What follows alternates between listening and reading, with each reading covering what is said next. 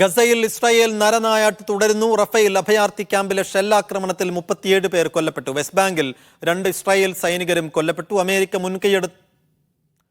America മുൻകൈയെടുക്കുന്ന Egypt Israel ചർച്ച അടുത്തയാഴ്ച നടന്നേക്കും.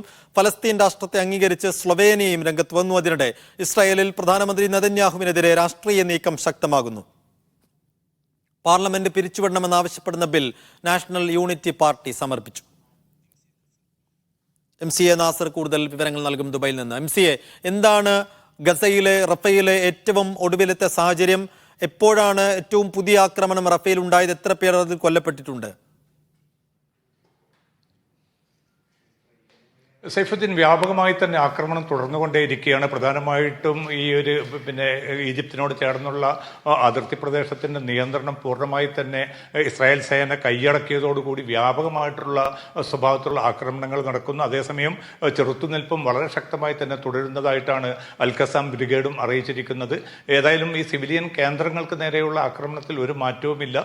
ഇന്നും ഏതാണ്ട് 37-ലധികം പേർ കൊല്ലപ്പെട്ടതായിട്ടുള്ള റിപ്പോർട്ടുകളാണ് ഏറ്റവും അവസാനം ഗസയിൽ നിന്ന് പുറത്തു വരുന്നത്. അതോടൊപ്പം തന്നെ മധ്യ ഗസയിലും വടക്കൻ ഗസയിലും വ്യാപകമായിട്ടുള്ള വ്യോമാക്രമണവും അതോടൊപ്പം തന്നെ ഷെല്ലാക്രമണവും തുടരുന്നതായിട്ടുള്ള റിപ്പോർട്ടുകളും പുറത്തു വരുന്നുണ്ട്. ഇന്നലെ രാത്രി വൈകി ചേർന്ന UN രക്ഷാസമിതി യോഗവും സ്ഥിതിഗതികളിൽ ഉത്കണ്ഠ രേഖപ്പെടുത്തിയതല്ലാതെ ഏതെങ്കിലും അർത്ഥത്തിൽ അന്താരാഷ്ട്ര നീതിന്യായ കോടതിയുടെ വിധി നടപ്പാക്കാനുള്ള നീക്കങ്ങളോ അതുമായി ബന്ധപ്പെട്ട കാര്യങ്ങളോ ഒന്നും ചർച്ച ചെയ്യാതെ പിരിയുകയായിരുന്നു. ഇനി വീണ്ടും ഈ ആഴ്ച രക്ഷാസമിതി വീണ്ടും ഈ വിഷയം ചർച്ചക്കെടുക്കുമെന്ന റിപ്പോർട്ടുകൾ മാത്രമാണ് ഉള്ളത്. പക്ഷേ അതേസമയം ഏതെങ്കിലും അർത്ഥത്തിൽ ഈ അന്താരാഷ്ട്ര കോടതി വിധി നടപ്പാക്കാനോ മറ്റോ ഉള്ള ഒരു നീക്കത്തെ തങ്ങൾ പിന്തുണയ്ക്കുകയില്ല എന്ന് അമേരിക്ക ഔദ്യോഗികമായി തന്നെ വ്യക്തമാക്കിയിട്ടുണ്ട്.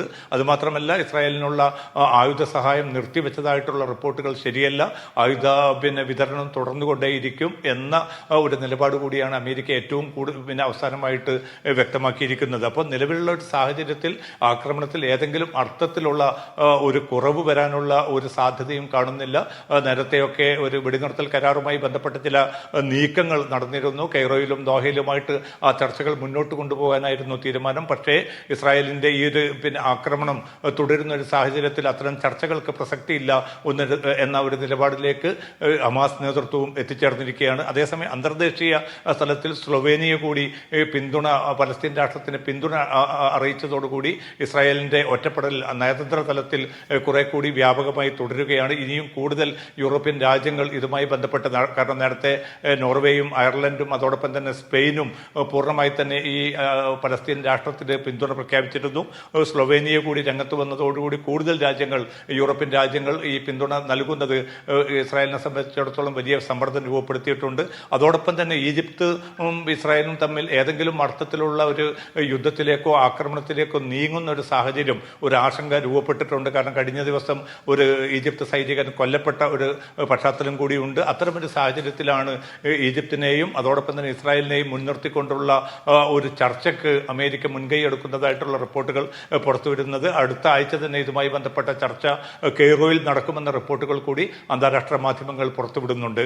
സൈഫുദ്ദീൻ, MCA, അതിനിടെ ഇസ്രായേലിൽ വലിയ എതിർപ്പ് നേരത്തെ തന്നെ നേരിടുന്നുണ്ട് നെതന്യാഹു. പക്ഷേ ഈ വാർ ക്യാബിനറ്റിൽ ഒരു പ്രധാന രാഷ്ട്രീയ പാർട്ടി കൂടിയായ യൂണിറ്റി പാർട്ടി ഈ പാർലമെന്റ് പിരിച്ചുവിടണം എന്നുള്ളൊരാവശ്യവുമായി ഒരു ബിൽ അവതരിപ്പിച്ചു എന്നുള്ള വാർത്തകൾ പുറത്തു വരുന്നുണ്ട്. എന്താണ് അത് സംബന്ധിച്ചുള്ള അപ്ഡേറ്റ്? എത്ര കണ്ട് ഇത് ഡെവലപ്പ് ചെയ്യാൻ സാധ്യതയുണ്ട് അതിനകത്ത്? സൈഫുദ്ദീൻ, അതാണ് ഏറ്റവും പ്രധാനം. കാരണം ഈ യൂണിറ്റി പാർട്ടി ഇത്തരമൊരു ബില്ല് അവതരിപ്പിച്ചിട്ടുണ്ട്. ഗാൻസ് ആണ് അതിന് നേതൃത്വം നൽകുന്നത്. അത്തരമൊരു ബില്ലിനെ ഏത് നിലക്കാണ് മറ്റ് പാർട്ടികൾ, പ്രധാനപ്പെട്ട വലതുപക്ഷ പാർട്ടികളൊക്കെയും അംഗീകരിക്കുക എന്ന കാര്യം ഇപ്പോൾ വ്യക്തമല്ല. ലിക്വിഡ് പാർട്ടി വളരെ ശക്തമായിട്ടുള്ള പ്രതികരണം ഇതുമായി ബന്ധപ്പെട്ട് നടത്തിയിട്ടുണ്ട്. കാരണം ഒരു യുദ്ധം തുടരുന്ന ഒരു ഘട്ടമാണ്. ഈ ഒരു ഘട്ടത്തിൽ ഐക്യമാണ് പ്രധാനം. അതിന് തടസ്സം നിൽക്കുന്ന ഒരു നീക്കത്തോടും തങ്ങൾക്ക് പിന്തുണയ്ക്കാനാവില്ല എന്ന ഒരു നിലപാടാണ് ലിക്വിഡ് പാർട്ടി സ്വീകരിച്ചിരിക്കുന്നത്.